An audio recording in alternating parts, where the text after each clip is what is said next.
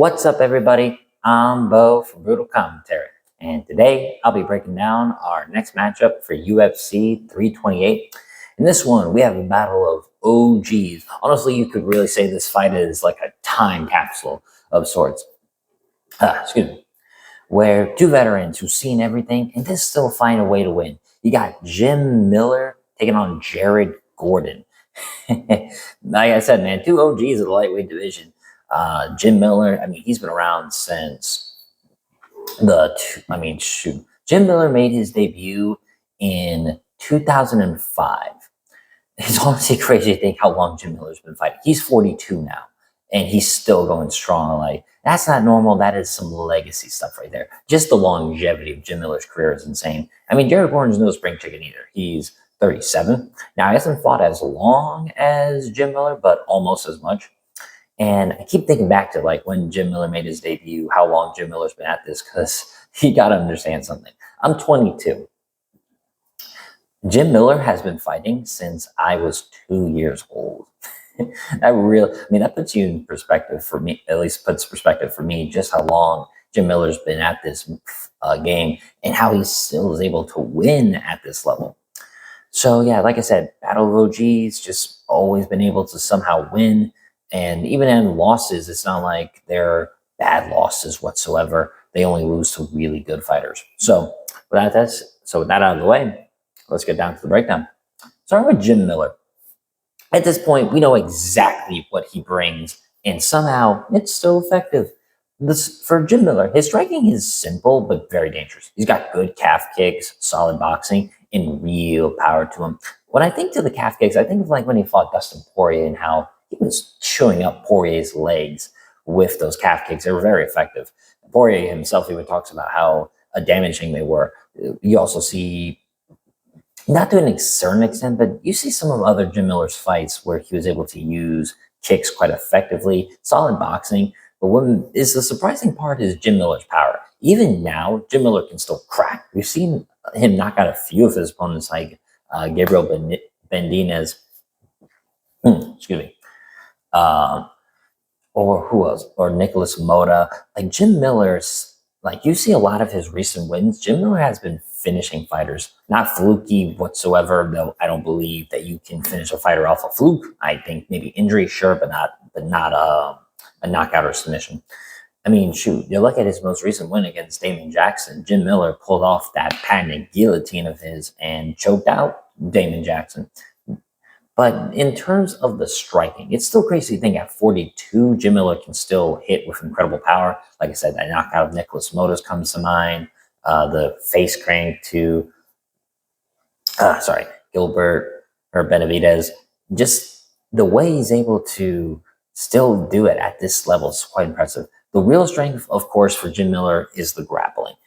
That has aged incredibly well. Jim Miller's submission game, aim, positional awareness, and ability to capitalize on mistakes are still there. He doesn't need to be fast or stronger. He just needs one opening. If there's one thing that is constant, it's how your style evolves with age. Grappling is one of those styles that get better over time because your ability to understand the positions, refine the technique, it just gets better with age. Unlike striking, which revolves around a lot of your physical attributes, still some craftiness, sure, but still, at the end of the day, striking revolves around a lot of your physical attributes like speed and reaction time. Grappling, not so much.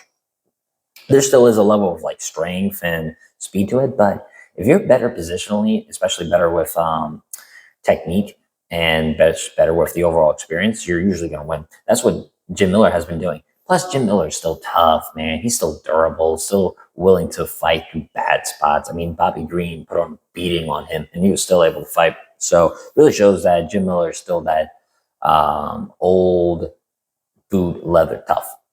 Now, looking at Jared Gordon, I think he's a bit more of a modern version of light heavyweight. I know he's 37, and he's been at this for a while too, but Jared Gordon, to me, has a bit more of the modern UFC game figured out a bit.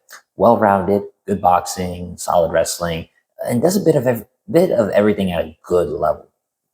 I think in terms of striking, Jared Gordon is the cleaner boxer of the two. Better combinations, better structure, and just more consistent output. He's Gordon, he's not a huge power puncher, I wouldn't think. I know he knocked out Mark Madsen, but I don't think Mark Madsen is that good or even that durable.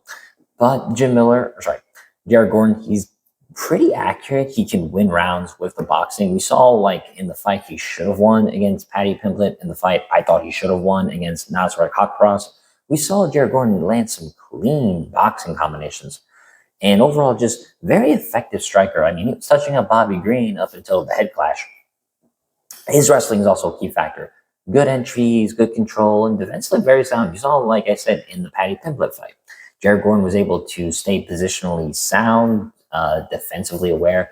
I mean, he's not easy to take down either or control very long. I know Rafa Garcia had a pretty good time, but I also have to factor in how Jared Gordon got hit by a car before the fight. So how much did that affect his mobility? So, I mean, overall, when Jared Gordon has all systems go, he's a complete fighter. He's very difficult to deal with no matter who you are. Now, stylistically, this is experience and power versus consistency and control. Though I would say consistency works on both ends since both guys are well in the tooth or pretty long in the tooth. But power for sure goes to Jim Miller in my mind, while consistency, I think, leans towards Jared Gordon. I think Jared Gordon should be able to win minutes. He's the cleaner striker, I believe, just better technically speaking, better pace, more control where the fight happens. But Miller has the more dangerous tools. He has more damaging leg kicks, more of a submission threat. And arguably, I think that like the heavier hands. I do think Jim Miller is the harder hitter of the two for sure. So how the fight plays out, early on, I think Jared Gordon is going to look like the better technician. He'll be able to land more, control the exchanges, and possibly mix in some wrestling. But Miller, I think, is going to be able to chip away at that. Those calf kicks are going to add up. Jared Gordon's never shown really good calf kicking defense, and Jim Miller has really good deceptive ones. I mean, like I said, Gordon isn't honestly the most mobile guy. If those start to land consistently, I do see the calf kicks slowing him down. And honestly, as the fight goes on into the later stages, I think the more opportunities Miller has to create moments. Whether it's catching something in the scramble or just landing something big, I can see Jim Miller catching Jared Gordon with something. So for my final assessment, if this is judged purely on minutes, I think Jared Gordon probably edges it. He'll land more on the feet. He'll be able to win most of the wrestling exchanges. He'll be able to keep the fight standing. But fights aren't always about minutes. I think Miller still has the finishing ability, still has power, and still has one of the best opportunistic grappling games in the division. And stylistically, this isn't the worst matchup for him. I know the odds have him as a 3-1 underdog. I understand this. And I get it, right? Jared Gordon is still slightly younger. I can't say who's having the better wins. I guess slightly Jared Gordon might have slightly better wins, but I don't know. For me, I think Jim Miller can get the upset here. I think his power, his leg kicks, and grappling give Jim Miller just enough to swing the fight in his favor. I just think he's going to win the moments and possibly catch Jared Gordon with something, whether that's via a power punch or a grab or submission. It's hard to say, but I think Jim Miller can get the finish in this fight. So for my official prediction, I'm going to go with Jim Miller, and I'm going to pick him. I think I'm going to pick him via knockout. I think he can land something heavy on Jared Gordon and knock him out. But with that being said, that's been my breakdown of this matchup. If you enjoyed this video, like, subscribe, leave a comment down below on who you think is going to win. Until then, I've been Bo from Brutal Commentary. I thank you all for listening. And remember, stay calm, stay respectful, and enjoy the violence. I'll see y'all next time.